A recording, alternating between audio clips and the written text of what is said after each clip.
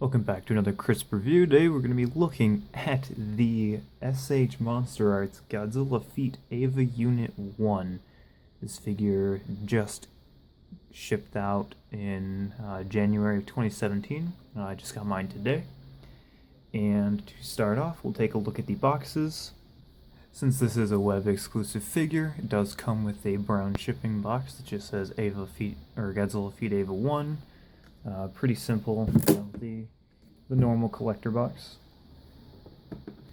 For the actual figure box itself, this is it's a first of a kind, I think, for a MonsterArts figure box. It's a little different, and I'll get into that why in here just a second, but obviously on the front we have this awesome artwork of Godzilla with the EVA paint scheme, with this purple background with a bunch of different kanji. It says Godzilla Feet EVA 1, the normal stuff. You have the EVA Godzilla logo, licensed by Toho. On this side, we have that same kind of design, it says Godzilla Feet EVA 1. Kind of just follows that pattern all around. And on the back, it's a lot more of a simple art style than usual. It just has 3 pictures, the legal stuff, accessory stuff like that. And this box doesn't actually have a fold open tab. It's actually more of a shoebox style box that opens up like this, and then it has the logo inside like that. So it's a pretty cool box. So this MonsterArts does actually come with accessories, which is a surprise due to the lack of them in a line lately. First up, he has a beam effect that is purple with a brown base, and can just stick that in his mouth like you normally would. And it's kind of a unique looking or colored beam effect and base. And then for his second accessories are these more open hands. The only problem with these more open hands is the base of them is actually wider than the wrist compartment they're supposed to go into, so they don't fit necessarily. They don't stay on. If you try to move them at all, they just fall off, so they're kind of just like disappointment accessories. So for the painting, it's obviously in a purple and green color scheme to be associated to Evangelion Unit 1 with his purple and green paint scheme. So the entire figure is painted to be this kind of lightish purple color with these lime green and gray accents all along. Got stripes on the arms, the chest. You got the orange on the neck to match the Eva's orange neck.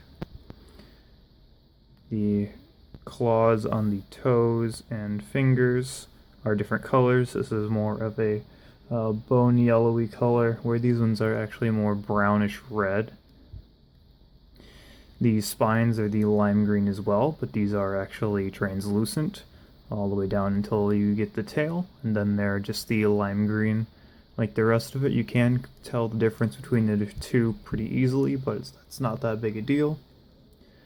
Bottom of the tail and feet and body are painted black. The eyes are a just pale yellow, kind of like the Eva's eyes, and inside the mouth and teeth is just all painted red like an Eva would have been. So definitely a unique paint style. I really like what they've done with this. This looks really unique and definitely stands out a lot compared to the rest of the MonsterArts right now. For articulation, it's essentially going to be the same of every birth or Heisei post the first Godzilla in the MonsterArts line, since it's all the same sculpt. You get the basic head articulation, the multiple joints in the neck, mouth opens and closes, arms go out, in, kind of move right there at the shoulder, more of like a ball joint. Right here at the bicep, arm at the elbow, flexes in and out, and rotates And then at the wrist, you get a little bit of movement off the ball joint, which is, these are the only hands you can do that with. The other hands it comes with, you cannot do that with at all because they're way too wide to fit in there. And then in the torso, you get an ab crunch. You lift it up quite far, or you get the a big gap right there, but it does have pretty good motion up and down. And then that does go side to side and around in a circle as well. A bit of a twist there. Legs go around. You can shift them in and out and up and down to help hide the gaps. You can push it up to hide the gap. These will go in and out, forward and back. At the knee, get a bend. This leg's being a little bit more stubborn than it needs to be. It's just the knee bend is probably the hardest to get. And then down here, this portion of the leg moves as well, back and forth, and then the foot moves side to side and back and forth a little bit as well. So pretty good leg, arm, and torso articulation. The neck has a lot of points as well. And then the tail has the normal multi-segmentation all the way until right here. Then this is all one piece. So this does get good motion in the vertical manner, but it's hard to move horizontally. It doesn't go quite as far side to side, but that's okay. So if you're wondering just how much it does look like EVA-01's paint style, here he is next to the Kotobuka EVA-01 Rebuild model kit, and as you can tell, these are very, very, very similar paint styles. Obviously this is a darker purple and green compared to this, but that's just manufacturer preferences.